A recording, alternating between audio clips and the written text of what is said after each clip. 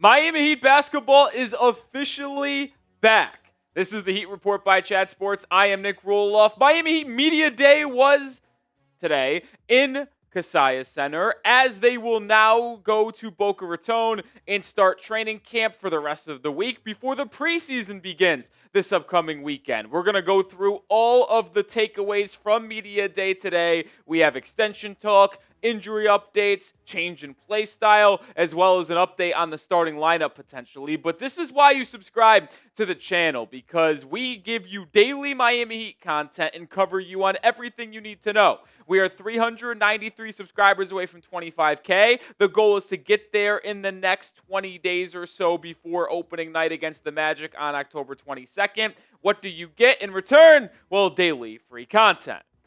The number one takeaway I have from what coaches and players said today at Media Day is a potential change in play style with a more upbeat tempo and pace. While Nikola Jovic, who thrives in that type of play style, getting up and down, working in transition, basically said throughout his interviews with the media, as well as in some other mentions, that he believes the Heat have to play fast this year. And Brady Hawk pointed this out as well, talking through every young guy, Jaquez, Herro, Bam, Ware, Jovic, even Spoelstra. It sounds like the Heat are going to lean into this youth on the roster, play more fast because they have a more young and athletic team, and it will be a lot more fun to watch this team move up and down the court playing with a faster pace. I mean, this is something that Heat fans have been clamoring for a while now. And it would be nice to see Spoelstra change his philosophy. The Heat have always had a top 10 defense in the NBA. A lot of that can be contributed to the fact Miami does play at a slow tempo offensively, because it allows them to be more direct and detail orientated both offensively and defensively. When you play a run and gun fast tempo style of basketball, yeah, that will ultimately lead to worse defensive metrics than statistics. But you need to find that perfect balance, which I think Miami may try to do. I mentioned Herro said something about the pace. Well, he said that the Heat's strengths on this roster in comparison to what they have had over the past couple of years is that this team is very young and has a bunch of athletic energy, emphasizing tempo, fast ball movement. Nobody just dribbles for isolation for 10, 12 seconds on a shot clock. No, let's get the ball moving, drive, dribble, or collapse the defense, kick it out, and get open looks. I don't want to copy their flow word for word, bar for bar, but the Heat should really try to lean into this Indiana Pacers style of offensive basketball. Why? Well, do they have a certified, unbelievable bucket getter where they get 25, 30 points a night from someone? No, they don't. They get a bunch of different players contributing anywhere between 15 and 22, 23 points. And then obviously they have a guy like Siakam and Halliburton who makes clutch shots in the NBA postseason. Well, that's the kind of the script Miami has to try to follow. Herro can be that guy that gives you 22, 23 a night. Bam can give you 20, but you could also get 18 from Wiggins, 18 from Powell, 15 from Jovic. A well-balanced offensive attack with a lot of tempo. And I mean, you look at what has gone wrong with this Heat team over the last 4 years. It's been their offense. They've been a bottom 10 offense each of the last 5 years. They've been a bottom 3 team in the NBA in pace. So I really do hope this isn't just talk and they actually follow through with this idea of playing faster and playing with more tempo. I just mentioned it. It's been a serious issue for this team years and years to years, because it's hard to beat teams that score when you aren't giving yourself enough possessions. It makes you have to play perfect basketball offensively and defensively with not a lot of margin for error. If you play faster, give yourselves more opportunities offensively, well, then you can score more. It is just simple kind of math, to be honest. But the Heat haven't been playing by that logic over the past couple of years. Hopefully that changes. We'll stick with Nico a little bit here because I said in my preview of Media Day, I am curious to hear any answer about a potential extension. Well, we did have a question asked to Jovic about an extension. He is eligible, like Tyler Herro, through October 20th. Now, there has not been extensive conversations to this point. Nico said he's not worried about a potential extension right now, but he does hope to secure a long-term commitment from Pat Riley and the Heat, which I think is a smart thing for Miami to do. Now, I have been on the record saying if he is willing to accept a 3-year, $45 million extension right now, I would pound the table and get this done. I think $15 million per year for a guy like Jovic, who's still 22, he's still ascending and is in line for a big role this season, especially early on in the year with Tyler Herro out with that foot injury, taking advantage in getting an extension done now, keeping Nico in Miami under contract for the next 4 seasons would be the best outcome for both sides, because if you're Jovic, you can't expect too much considering you have never played more than 46 games in a season. And if you're Miami, you're kind of hedging like, oh, this is a young guy ascending, but we don't want to risk not extending him now, and then he commands $25 million next offseason because he has a career year and looks like a budding star. You make the call for me. Should the Heat extend Niko Jovic right now before the season, before that October 20th deadline? Type Y for yes, type N for no, pin comment on today's episode. If you were not aware, I clearly am someone who wants the Heat to extend him ASAP. And I feel like this is a pretty telling quote as well. A player on Miami's roster who is the first or second best player, the all-star from a year ago, Tyler Herro, asked who is going to step up in the first month of the season when he is out. He specifically went out of his way to talk about Nico, saying, I think the young guys are the ones who will step up. Nico in specific can really benefit from this. I think Nico will have a tremendous season because what does Jovic bring to the table? He brings size, IQ, ball handling, and shooting. That is everything that Miami needs with Tyler Herro out of the lineup early on in the season. I expect Niko Jovic to have a large role in October and November, and hopefully that just continues to grow even with Tyler Herro returning to the roster. And that is where we come to number 3. Erik Spoelstra, when asked about if they have a starting lineup set to this point, does not have one set. Specifically, he was asked on the second-year center, Kel'el Ware, who started the games in the back half of the year, was asked, is he going to start again this season? Well, Spoelstra said there's an element of unknown with this team and the season, and it has invigorated me. I am embracing the unknown. Ware and Bam had some good moments together. In the playoffs, it wasn't good. He's positioning himself for an important role, but he'll have to prove it. He will have to earn it. And as I just briefly mentioned about Jovic, I think he should be starting instead of Kel'el Ware. This is not an indictment of how I feel on Ware, despite what many people want to say in the comments section. I believe Nikola Jovic should start over Ware because of what he provides with Herro out. I just mentioned it. Spacing, IQ, ball handling, shooting. Everything Miami is missing with Tyler Herro. Ware can't provide that. Like, who is going to get Kel'el Ware the open looks he deserves in the pick and roll, in the dunker spot? Well, it certainly ain't going to be the other people in the lineup.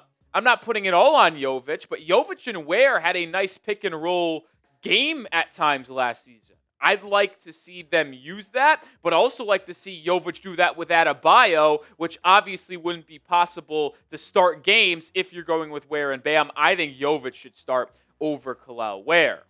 More coming up here in a second, but get started with PrizePicks. This episode is brought to you by PrizePicks. You and I make decisions every single day. Well, the right decisions on PrizePicks can get you paid, and the basketball season is very close to being here, but football season is still ringing on. PrizePicks is the only app that offers stacks, which means you can pick the same player up to 3 times in the same lineup.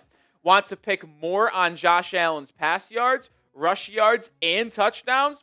You can now pick all of them in the same lineup only on PrizePicks. You can also follow other PrizePicks players directly on the app and copy their lineups in one click, whether it's a friend, a celebrity partner, or just someone whose picks you like. Hit that follow button and check out every lineup they create in the new feed tab on PrizePicks. Listen, I don't think I'm on there yet, but maybe I should be. I have a really fun entry for Monday Night Football between the Dolphins and Jets. More than Breece Hall, 49.5 rushing yards. More than Devon Achane, 3.5 yards on his first rush attempt. I think he gets at least 4 yards, folks. I'm also going more than Garrett Wilson, 59.5 receiving yards, and rounding it out with more than on Jalen Waddle, 49.5 receiving yards. That is my entry for tonight's action. Download the PrizePicks app today and use code CLNS to get $50 in lineups after you play your first $5 lineup. That's code CLNS to get $50 in lineups after you play your first $5 lineup. PrizePicks, it's good to be right. Now, this should not come as any surprise to you, but Nikola Jovic wants to start for this Miami Heat team. I think he should. Jovic was asked about where he sees himself fitting on this roster, and he said he wants to be a starter. That is a goal of his. When asked about it, this was his specific answer, which I do really like from Nico. He said that I feel like everybody wants to be a starter. Did I play well off the bench last season? Yeah, I did, but I want to be a starter no matter what. I think that's the most important thing for me. So it's fascinating that Jovic opened up about wanting to be in that opening 5-man lineup, which he was to start the year last season, but with the Heat struggling at times, him getting banged up, he was ultimately moved to the bench where he did put up better numbers. He really thrived. I think he averaged about 7.5 points per game as a starter. Off the bench, he averaged double digits and was more efficient in terms of shooting from the field as well as beyond the arc, but that really has nothing to do with him being a starter or not. It was a clunky and weird season a year ago with Butler's situation, some injuries. Like, you hope that if you can find a real starting lineup of Davion, Powell, Wiggins, Jovic, Bam, that you find the camaraderie and rapport that is necessary. And then when Herro is ready to return in late November, you just move Davion to the bench and put in Tyler Herro in that lineup, and now you're cooking with gas once again. And speaking of Tyler Herro's injury, it seems like he is in very good spirits. Obviously had that surgery just a week and a half ago, and speaking with the media today for the first time since that injury, was asked about when he's potentially going to return. Now, the initial timeline put out there was 8 weeks, and Herro said he'll be back in the next 8 to 12 weeks. Should be a full recovery. He's ahead of schedule as far as swelling goes. Should get the stitches out next week. Herro also mentioned he told Spo that he'll be back in 6 weeks. That is just optimism from Tyler. He will not be back in 6 weeks. I still expect that November 17th, November 19th range of when he returns to the Heat lineup against the Knicks or Warriors at home. And he also shared some information on how this injury potentially happened. Herro said he was born with an extra bone in the back of his foot, which was maybe part of the reason that this pinching feeling he had in his foot ultimately arose. He had surgery, and in that surgery, that extra bone in his foot was ultimately removed. He expects a full recovery, as he mentioned, and he expects himself to be on par with how he played a year ago, and maybe even playing at a higher level. And if we're going to be quite frank here, if the Heat want to take that next step, they are going to need him to return and play at a higher level than he did last season. He was phenomenal in the regular season, but not really existed in the postseason. Now, that can go because of the way the Cavs defended him, the way the rest of that team was playing, and not alleviating any pressure offensively off of Tyler Herro. But if Miami wants to take that next step, they're going to need their 25, 26-year-old all-star to go from that fringe all-star level to now all-NBA fringe level. That's what they'll need from Tyler. Let's hope that he looks that part when he returns off of his injury recovery. Final takeaway for the Miami Heat Media Day. Is Terry Rozier going to bounce back? I hope I'm not getting brought in the Kool-Aid here, and I'm not expecting him to, but I did find what he said to the media today a little fascinating. When asked about the ongoing investigation with the gambling alleged scheme back in his Charlotte Hornets day and now not going away just yet, Rozier opened up and said it was tough at first. No one wants to be accused of anything. Right now, I can focus on playing basketball. I got a whole reset this offseason. And I hope for his sake that the struggles he had last season was all mental due to that gambling investigation, and it wasn't actually just a diminishing product on the court and a decline in his play. He said he's ready to turn it around this year. I hope that's the case. It's been widely speculated Miami could move off of Terry Rozier because of his guaranteed contract that happens in January, but Miami could just roll with Rozier. If he bounces back, they could keep him. If he struggles, they waive him prior to January 10th, and they save $1.7 million, and then they could guarantee their Precious Chua contract. So the first couple months of the season for Terry is very, very important, especially with Herro out of the lineup. And this was something that was surprising to me as well. When asked about Rozier, Erik Spoelstra mentioned Rozier lost 10 to 12 pounds this offseason. I think that's a fascinating thing because it's not like I believed Rozier's struggles from a year ago was his lack of explosiveness and lack of movement on the court because he was a little bit heavy. I didn't think that was the case whatsoever. I just thought Rozier ultimately was in his own head and not making the right basketball decision and not able to really find his flow offensively because he was creating looks for himself that I would deem decent looks. Some of them were bad, but they weren't all bad, and he just wasn't able to put them in the cup. So hopefully he's able to do it this year. It's a make or miss league, they say. It was a miss for Rozier last season. You hope that's a different story for Terry this year because as much as he's been frustrating for us, you do hope the best for him in terms of play and his career. What was your biggest takeaway from Heat Media Day today? Was it one of the 5 things I labeled? Was it something else? Now is your opportunity to go down in the comment section and let me know.